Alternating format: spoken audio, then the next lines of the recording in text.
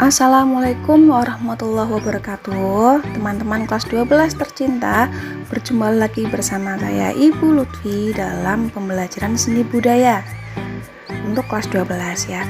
Nah, pada kesempatan kali ini saya akan melanjutkan materi yang minggu lalu, yaitu tentang musik kontemporer, yaitu tentang berkreasi musik kontemporer atau membuat sendiri musik kontemporer karya kalian. Nah, nanti kalau kalian merasa ini tuh penting, jangan lupa ya dicatat di buku kalian. Terus kalau kalian mau bertanya, boleh langsung di kolom komentar. Dalam membuat sendiri karya kreasi musik kontemporer kalian tuh membutuhkan imajinasi yang luas dan juga inspirasi untuk membuat karya musik kalian sendiri. Nah, yang pertama itu kalian harus bisa menghidupkan daya imajinasi dulu. Memikirkan, saya itu mau bikin musik dengan tema yang seperti apa, terus dengan nuansa bunyi yang seperti apa. Dan yang kalian harus pahami, yang namanya musik itu luas ya. Jadi yang namanya musik itu luas, artinya apa? Ya kamu nggak harus terpaku sama musik yang sudah ada. Namanya saja musik kontemporer, dimana pada minggu lalu kita sudah membahas bahwa musik ini itu musik yang tidak terikat atau yang berbeda dari sebelumnya ya, atau musik yang baru gitu. Nah, dalam membuat musik kontemporer itu kalian harus bisa untuk berkreasi lebih luas. Nah, memahami apakah saya perlu membuat alat musik saya sendiri. Nah, oleh karena itu kalian harus bisa mengenali bunyi yang ada di sekitar kalian.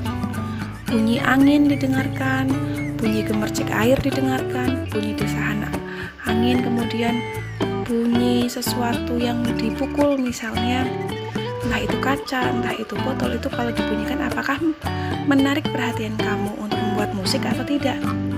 Nah, itu namanya mengenali bunyi yang ada di sekitar, mengeksplorasi bahan-bahan yang menghasilkan bunyi yang unik menurut kalian.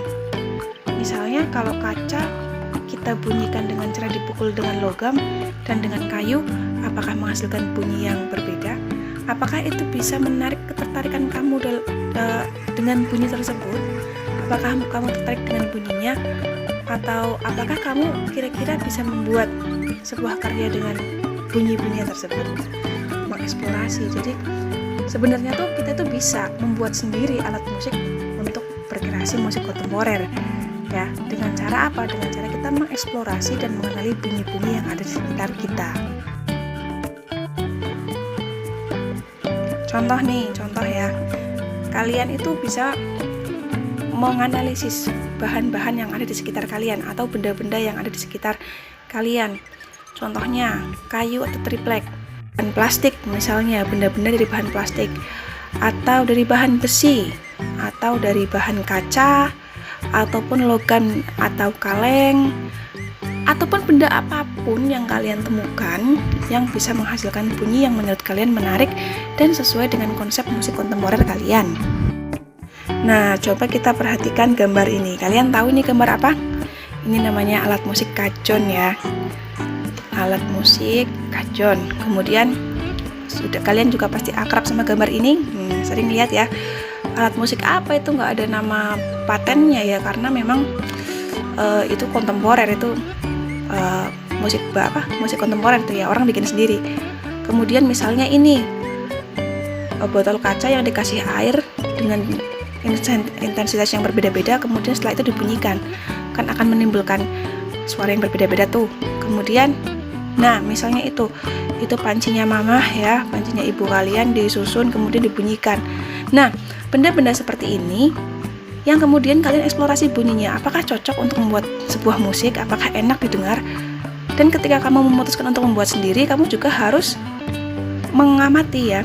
Kalau nggak asal buat, misalnya kajon, ketebalannya berapa ya supaya bunyinya enak, terus dalamnya dikasih apa supaya bunyinya enak gitu. Misalnya paralon lagi, kenapa paralon itu kalian bisa lihat ya, ada yang gede, ada yang kecil. Kalau seandainya gede semua, apakah bunyinya akan enak?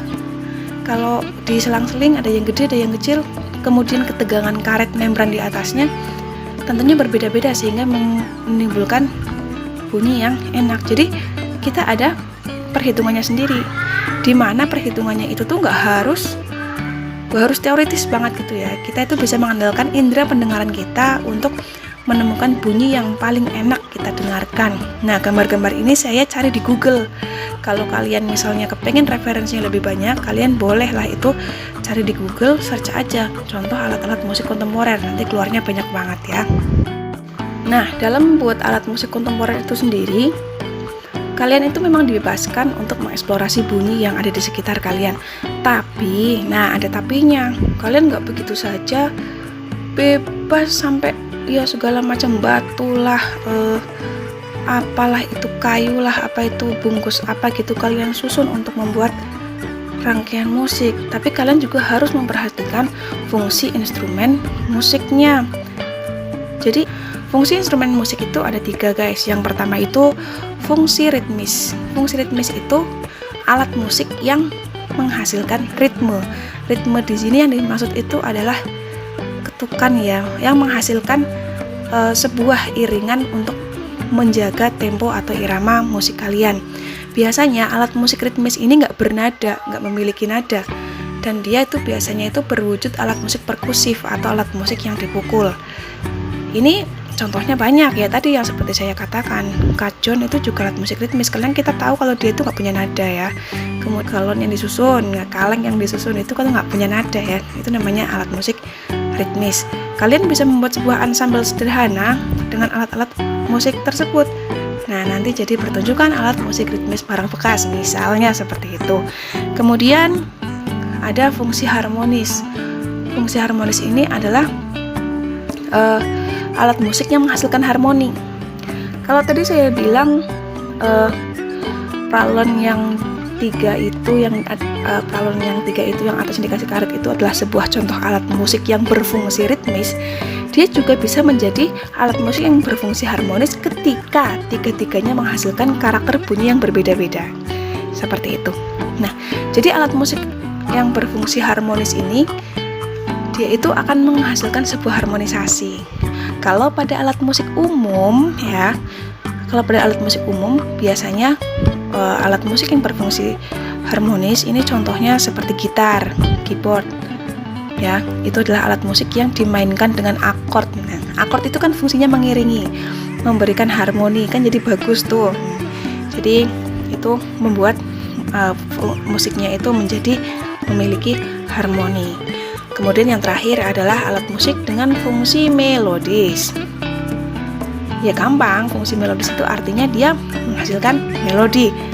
Menghasilkan melodi guys. Jadi dia itu bisa menghasilkan do, re, mi, fa, sol, la, si, do, nada yang dibunyikan 1 per 1. Kalau itu ada di alat musik umum ya, alat musik yang sudah ada itu contohnya misalnya biola.